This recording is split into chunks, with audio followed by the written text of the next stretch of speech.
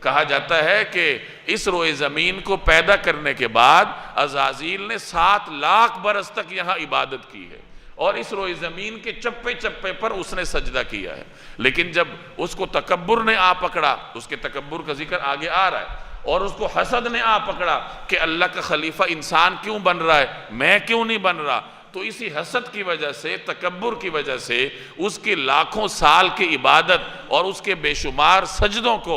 ایک لمحے میں ردی کی ٹوکری میں پھینک دیا گیا۔ اس سے ہمیں ایک حقیقت یہ معلوم ہوتی ہے کہ اللہ تبارک و تعالیٰ کو انسان کی عبادات کی ضرورت نہیں ہے۔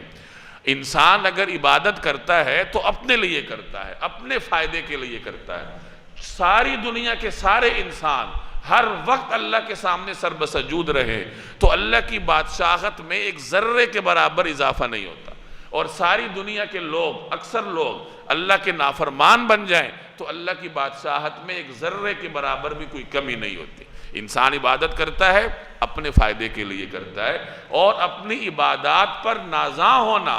اپنی عبادات پر ناز کرنا، یہ انسان کے لیے سب سے تباہ کن چیز ہے۔ ایک گناہگار آدمی ہے تو وہ کم از کم ناز تو نہیں کرے گا، اس کے دل میں بوجھ ہوگا کہ میں تو اللہ کی نافرمانی کرتا ہوں،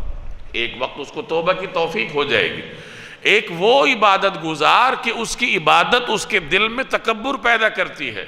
تو وہ تو اپنے آپ کو پاک صاف سمجھتا ہے، وہ کہاں توبہ کرے گا۔ تو اس کی یہ عبادت جو ہے، جو اس کو تکبر کے راستے پر لگا رہی ہے، یہ عبادت اس کے لیے زہر ہے، زہر قاتل ہے، اور یہ عبادت اس کے لیے تباہ کن ہے۔ ہم جو بھی کر لیں، ابلیس جتنی عبادت تو نہیں کر سکتے نا، اس نے لاکھوں سال عبادت کی تھی اور ایک لمحے کے لیے بغاوت کی تو اللہ تبارک و تعالیٰ نے اسے ایک لمحے میں راندہ درگاہ کر دی، تو انسان کتنی ایک عبادت کر لے گا۔ تو معلوم ہوا کہ انسان کو ہر وقت عاجز رہنا چاہیے۔ عاجزی وہ بنیادی ہتھیار ہے جو انسان کو کامیابی کے راستے پر گامزن کرتا ہے، اور تکبر وہ زہر قاتل ہے جو انسان کو تباہ و برباد کر دیتا ہے، دنیا میں بھی اور آخرت میں بھی۔